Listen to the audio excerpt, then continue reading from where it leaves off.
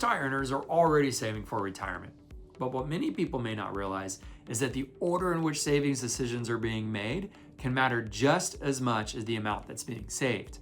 And over time, where dollars are being placed, whether that's in tax-deferred, tax-free, or taxable accounts, can influence long-term tax efficiency and overall retirement outcomes. The challenge is that many investors just focus on saving more and spend less time thinking about where the next dollar should go. So in this video, I want to walk you through what many financial planners refer to as the retirement savings waterfall. And it's a general framework that can help you to prioritize different savings opportunities based on tax treatment and retirement plan features. But before we get into it, it is important to note that these concepts are being provided for educational purposes, and everyone's financial situation is a little bit different, and decisions about retirement savings really should be evaluated based on your own individual income, your tax circumstances, and your own financial goals. I'm Clayton Boone with World Investment Advisors. Let's get right into it. For many individuals who are participating in a workplace retirement plan, the first priority is often contributing enough just to receive the full employer match, if one is being offered. Employer matching contributions are typically part of the overall compensation package. So not contributing enough to capture that full match may mean that you're leaving part of that compensation on the table. So whether you participate in a 401k, a 403b, or some other employer-sponsored retirement plan, securing that full employer match is often the first step before moving further down the savings waterfall. Next, many high earners will then evaluate whether they're eligible to contribute to a health savings account, commonly known as an HSA. And HSAs can offer a combination of tax features when used appropriately, such as contributions may be made on a pre-tax basis, growth inside the account may be tax-deferred, and withdrawals when used for qualified medical expenses may also be tax-free. So for individuals who are eligible and able to invest those funds rather than spend them immediately, an HSA may function as an additional long-term savings vehicle, which can then be used for healthcare expenses that may arise later in life. Eligibility does depend on participation in a qualified high-deductible health plan, and contribution limits do apply. So you need to understand your specific plan's rules because that's important. After addressing the employer match and HSA opportunities, many high earners then focus on maximizing their employee salary deferrals inside their workplace retirement plan. This typically involves just contributing up to the annual plan limit and then either doing that through pre-tax contributions, Roth contributions, or through a combination of both, depending on plan design and an individual's tax strategy. Now, the choice between pre-tax and Roth contributions can depend on several factors, including your current tax bracket, your expectations about future tax rates, state tax considerations, and also the broader mix of taxable, tax-deferred, and tax-free assets within your financial plan. Another feature that may be available in some employer retirement plans is also the ability to make after-tax contributions that can then be converted to Roth assets.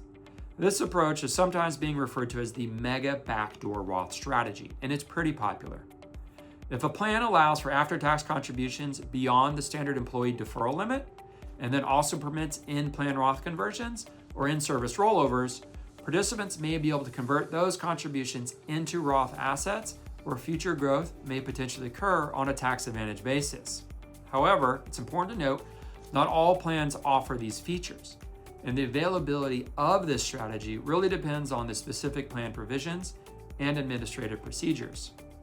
So after evaluating those qualified retirement plan opportunities, some executives and highly compensated employees may also have access to what's known as a non-qualified deferred compensation plan, often referred to as an NQDC plan. And these plans may allow participants to defer additional income beyond the contribution limits that apply to qualified retirement plans.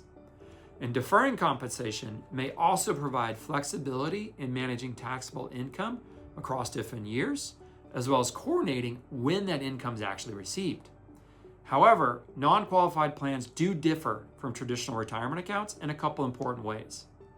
In many cases, deferred compensation remains subject to the claims of the employer's creditors, and distribution timing rules are typically established when that deferral election is being made. Because of these characteristics, decisions regarding participation in a non-qual deferred comp plan are often evaluated carefully within the context of a broader financial and risk management strategy. And also, for individuals who own a business or are partners in a firm, another retirement structure sometimes being considered is a defined benefit or a cash balance plan. These types of plans also allow for larger pre-tax contributions than traditional defined contribution plans in certain circumstances. They are, however, much more complex and generally require actuarial design, funding commitments, and ongoing compliance oversight.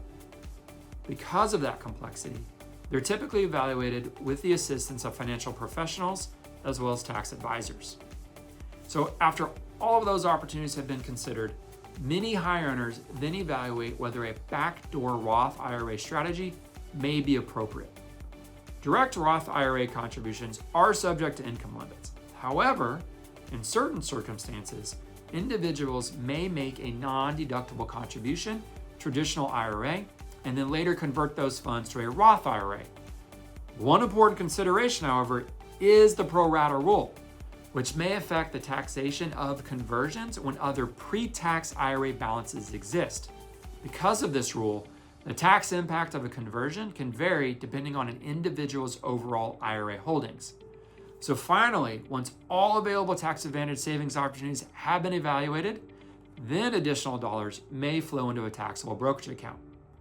And while these accounts do not provide the same tax deferral benefits as retirement accounts, they offer flexibility and liquidity.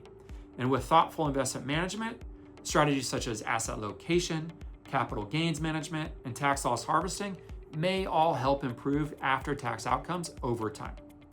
The broader idea behind the retirement savings waterfall is that the order of savings decisions can influence long-term tax efficiency and retirement planning outcomes.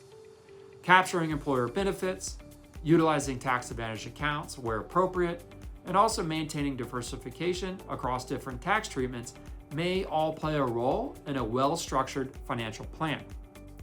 If you'd like help evaluating how these strategies may apply to your specific situation, you can schedule a conversation with us using the link or the QR code provided.